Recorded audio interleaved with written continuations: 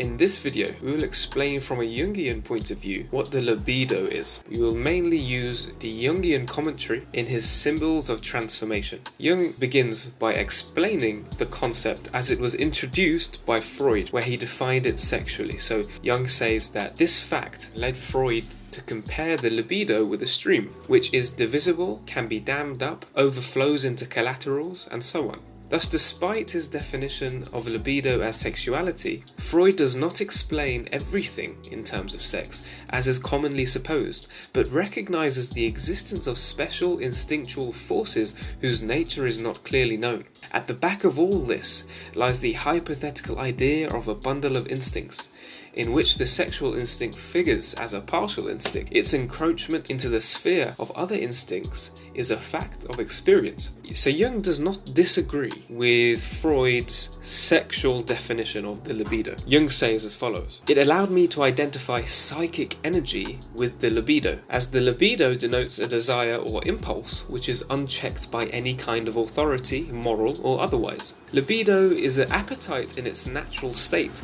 So from the genetic point of view, it is bodily needs like hunger, thirst, sleep and sex, and emotional states or effects which constitute the essence of libido. All these factors have their differentiations and subtle ramifications in the highly complicated human psyche. There can be no doubt that even the highest differentiations were developed from simpler forms. Thus many complex functions, which today must be denied all trace of sexuality, were originally derived from the reproductive instinct. Considerable quantities of energy which soon found new outlets, and thus we find the first stirrings of the artistic impulse in animals, but subservient to the reproductive instinct and limited to the breeding season." So for example, some birds have elaborate courtship rituals which involve singing, dancing and walking on water. Female American bald eagles decide their mate by tying their talons together with a male bald eagle and engaging that would-be suitor in a death-defying test of strength. The pairs soar up to an extremely high altitude, they lock talons and then go into freefall, clutching each other in a death grip as they cartwheel towards Earth, letting go only at the last moment. Jung is simply making the point here that these courtship rituals are at base evolved at least from a reproductive instinct. There's no doubt about that.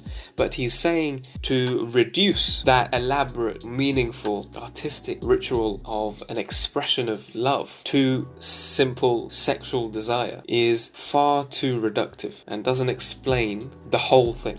So whereas Freud is saying the libido is only sex, Jung here is saying at the base it is sex, but on top there is so much more which we cannot reduce to sex. Jung continues, "The original sexual character of these biological phenomena gradually disappears as they become organically fixed and achieve functional independence. Although there can be no doubt that music originally belonged to the reproductive sphere, it would be an unjustified and fantastic generalization to put art in the same category as sex. Such a view would be tantamount to the treating of the Cologne Cathedral in a textbook of mineralogy on the ground that it consisted very largely of stones."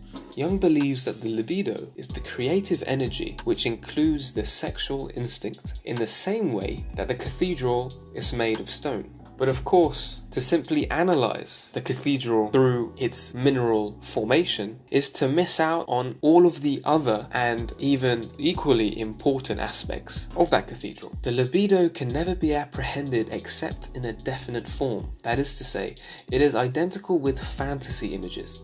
And when we can only release it from the grip of the unconscious by bringing up the corresponding fantasy images. What is it at this moment and in this individual that represents the natural urge of life? That is the question. That is the libido. The libido, Jung says, is an unending all of life and holy energy, a living organism of ideas which only become effective and real in it. The intellect is its progenitor and father, and what the intellect conceives, the world soul brings to birth in reality. What lies enclosed in the intellect comes to birth in the world soul, as logos fills it with meaning and makes it drunken as if with nectar. So this brings us back to our hypothesis that the libido is not just the sexual instinct, but a kind of psychic whole energy, which is responsible for the formation of such symbols as light, fire, sun, and the like.